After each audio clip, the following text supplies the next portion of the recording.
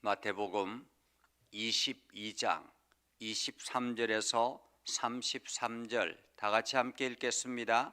부활이 없다 하는 사두개인들이 그날 예수께 와서 물어 이르되 선생님이여, 모세가 일렀으되 사람이 만일 자식이 없이 죽으면 그 동생이 그 아내에게 장가들어 형을 위하여 상속자를 세울지니라 하였나이다. 우리 중에 7형제가 있었는데 마디가 장가를 들었다가 죽어 상속자가 없으므로 그 아내를 그 동생에게 물려주고 그 둘째와 셋째도 일곱째까지 그렇게 하다가 최후에 그 여자도 죽었나이다. 그런즉 그들이 다 그를 취하였으니 부활 때에 일곱 중에 누구의 아내가 되리이까? 예수께서 대답하여 이르시되 너희가 성경도 하나님의 능력도 알지 못하는 고로 오해하였도다. 부활 때에는 장가도 아니가고 시집도 아니가고 하늘에 있는 천사들과 같으니라. 죽은 자의 부활을 논할진대 하나님이 너희에게 말씀하신 바 나는 아브라함의 하나님이요 이삭의 하나님이요 야곱의 하나님이로라 하신 것을 읽어보지 못하였느냐? 하나님은 죽은 자의 하나님이 아니요 살아있는 자의 하나님이시니라 하시니 무리가 듣고 그의 가르치심에 놀라더라. 아멘. 오늘도 하나님의 은혜가 여러분의 삶에 가득하기를 바랍니다. 여러분을 통해서 하나님의 영광 나타나기를 주님의 이름으로 축복합니다. 어떤 공동체든지 공동체가 존재할 때에는 이게 진보와 보수가 항상 존재하는 것 같습니다. 우리나라도 아주 오랜 기간 동안 진보와 보수 혹은 동과 서 이렇게 나누어져 있는 그러한 모습을 보게 되죠. 그래서 양극화가 항상 이루어지는 것 같습니다. 미국도 마찬가지고 어느 나라든지 이러한 형태가 진행이 되는 거죠. 오늘 이스라엘도 마찬가지였습니다. 이스라엘도 두 지파가 중심이 되는데 그것은 바로 바리새파와 사두개파입니다. 이 바리새파는 정통적인 사람들로 구성되어 있죠. 그래서 그들은 하나님의 말씀 앞에 율법을 철저하게 지키는 반면에 또한 부활을 철저하게 믿고 있는 사람들입니다. 그러나 사두개파는 하나님의 말씀을 연구하고 지키지만은 그러나 부활은 믿지 않는 사람들이었습니다. 예수님을 공경에 빠뜨리려고 하는 유대 지도자들이 있습니다. 그들이 예수님을 어떻게 하면 올무에 걸까? 그래서 세금의 문제를 가지고 예수님한테 찾아왔었죠. 세금을 바치는 것이 옳습니까? 아니면 세금을 바치지 않는 것이 옳습니까? 로마에 세금을 바치는 것이 옳습니까? 세금을 바치지 않는 것이 옳습니까? 만약에 여기에서 바치라 그러면 이방인에게 어떻게 우리가 세금을 줄 수 있느냐라고 이야기를 하기도 하고, 그리고 바치지 말라 그러면 로마 정부에 반기를 드는 것이기 때문에 이도 저도 못할 것이다 라고 생각을 했습니다. 그러나 예수님께서 아주 지혜롭게 하나님의 것은 하나님에게, 그리고 가이사의 것은 가이사에게 바치라 라고 이야기를 했습니다. 그렇게 하자 사람들이 놀라고 더 이상 할 말이 없어서 떠나갔죠. 그리고 난 다음에 찾아온 사람들이 바로 오늘 성경의 사두개파 사람들입니다. 사두개인들입니다. 이들은 부활이 없다고 믿는 사람들입니다. 부활이 없다고 믿는 사람들이기 때문에 그 부활의 문제를 가지고 지금 예수님을 이게 올무에 빠뜨리면 되겠다. 왜냐하면 예수님이 부활에 대해서 말씀을 하셨거든요. 자기가 3일 만에 다시 살아나야 되리라. 아마도 사두개파 사람들은 그 이야기를 전해 들었던 것 같습니다. 제자들에게 했던, 무리들에게 했던 이야기가 이 사두개파 사람들의 귀에도 들렸던 것 같습니다. 그래서 예수님에게 찾아왔습니다. 모세가 말하되 사람이 만일 자식이 없이 죽으면 그 동생이 그 아내에게 장가들어 형을 위하여 상속자를 세울지니라 하였나이다. 이것이 율법이었습니다. 왜냐하면 이스라엘 유대인들은 전통적으로 그 상속하는 것이 굉장히 중요합니다. 그 가문의 대를 잇는 것이 굉장히 중요하죠. 우리나라도 마찬가지잖아요. 요즘에야 많이 희석되었지만은 그 남아 선호 사상 자체가 계속 그 가문의 대를 어떻게 이어나갈 것인가. 그래서 장손이 중요하고 장남이 중요했던 것입니다. 마찬가지로 유대인들은 더 심했죠. 왜냐하면 이 가문의 대를 이어나가는 것이 하나님의 복을 받는 그 길이다라고 생각을 했기 때문에, 가문의 대가 끊어지면 하나님으로부터 저주받았다라고 생각했기 때문에 어떻게 하든 그 가문의 대를 이어려고 했던 것입니다. 그래서 만약에 이게 형제 중에서 이게 맏아들이 결혼을 해서 아이를 못 낳고 맏아들이 일찍 죽었습니다. 그러면 그 맏아들의 몫으로 뭔가 이렇게 후손이 생겨져야 되는데 아이를 낳지 못하고 죽었으니 어떻게 합니까? 그래서 그 맏아들의 후손의 몫으로 둘째에게 형수가 들어가서 동침을 합니다. 그리고 난 다음에 아이를 낳을 때까지 동침하고 아이를 낳게 되면은 그 첫 번째 아들은, 그 아이는 맏아들의 몫이 되는 것입니다. 맏아들의 몫이. 그래서 이 맏아들, 이제 그 형수는 그 아들을 맏아들의 몫으로 받아들이고 그 가문의 대를 잇게 되는 것이죠. 그런데 만약에 둘째도 그렇게 죽었습니다. 셋째가 되면 어떻게 되겠습니까? 그런 성경의 이야기가 구약에 나오죠.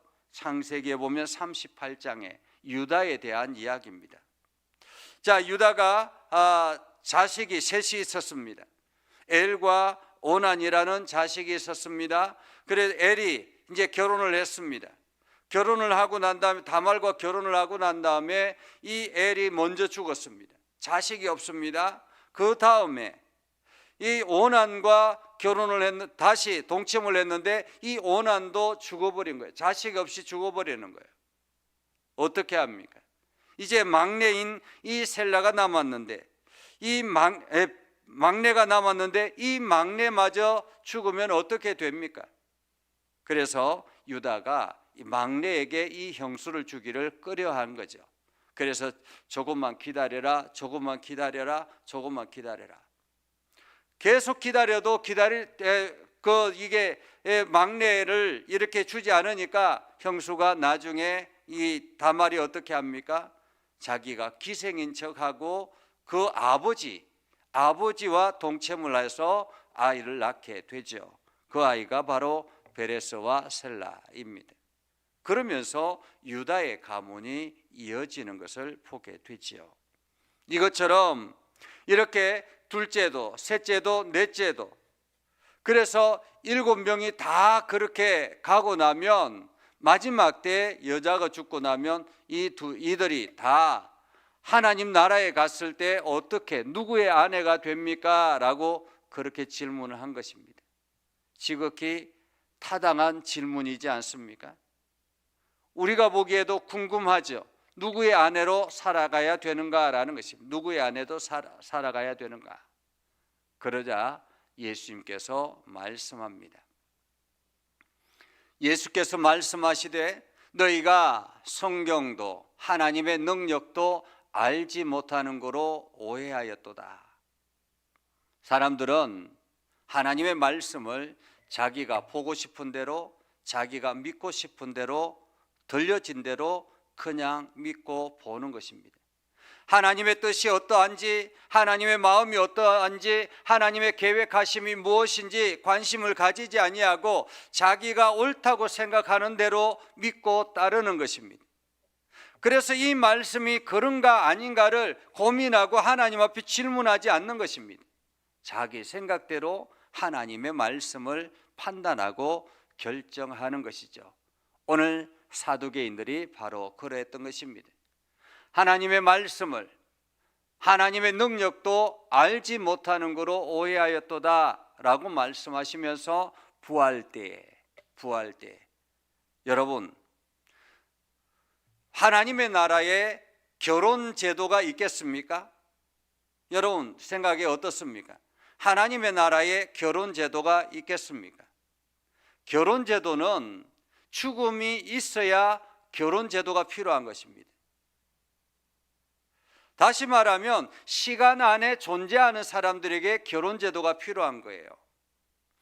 이게 남자와 여자가 결혼을 해서 아이를 낳고 그리고 난 다음에 그 아이가 성장해서 또다시 결혼을 합니다. 만약에 죽음이 없이 그냥 결혼 제도가 계속 있으면 자녀들이 계속 낳고 계속 낳아서 얼마나 포화 상태가 되겠습니까? 오늘 예수님은 말씀하죠. 부활 때에는, 여기서 부활 때는 하나님의 나라가 임하면이라는 말이죠. 천국에서는 이런 뜻입니다. 하나님의 나라 천국에서는 장가도 아니 가고 시집도 아니 가고 하늘에 있는 천사들과 같다라고 말합니다. 하늘에 있는 천사들과 같다. 지금 이 땅에 존재할 때 부모가 있고 자녀가 있는 것이지, 이 땅이 끝나고 마지막 하나님의 나라 천국에 가면 거기에는 부모와 자녀가 존재하는 것이 아니라 한 사람 한 사람이 영원한 하나님 앞에 온전하게 나아가는 것입니다. 하나님이 영원한 우리의 부모가 되는 것이죠. 그래서 부활 때에는 장가도 아니 가고 시집도 아니 가고 하늘에 있는 천사들과 같다. 그래서 죽은 자의 부활을 논할진대 하나님이 너희에게 말씀하신 바 나는 아브라함의 하나님이요 이삭의 하나님이요 야곱의 하나님이로라 하신 것을 읽어보지 못했느냐라는 것입니다. 한마디로 아브라함 한 사람의 하나님, 이삭의 하나님, 야곱의 하나님 각자인 것입니다. 우리 가문의 하나님이 아니라 한 사람 한 사람의 하나님이다라는 거죠. 오늘 여러분들이 부부로 살아가지만은 하나님 나라에 가면 여러분 한 사람 한 사람이 하나님 앞에 서게 된다라는 것입니다. 가족으로 서는 것이 아니라 여러분 한 사람 한 사람. 그래서 하나님은 죽은 자의 하나님이 아니요 살아있는 자의 하나님이시라 라고 말씀하시는 거죠. 하나님 나라에는 우리 공동체가 가는 것이 아니라 한 사람 한 사람이 하나님 앞에 서고 한 사람 한 사람이 하나님의 영광을 드러내고 한 사람 한 사람이 하나님 나라를 귀하게 사용하는 것입니다. 그래서 무리가 듣고 이에 그의 가르침에 크게 놀랐다라고 말씀하죠. 오늘 우리가 살아갈 때에 내가 누구를 위해서 무엇을 위해서가 아니라 오늘 내가 나 자신을 위해서 열심히 살아야 하는 것입니다. 내가 하나님 나라의 주인공이 되기 위해서 열심히 살아야 되는 거죠. 그래서 오늘도 하나님 앞에 겸손하게 나아가고 분명한 사실은 우리가 주님이 다시 오실 때 부활의 영광을 누리게 된다라는 사실입니다.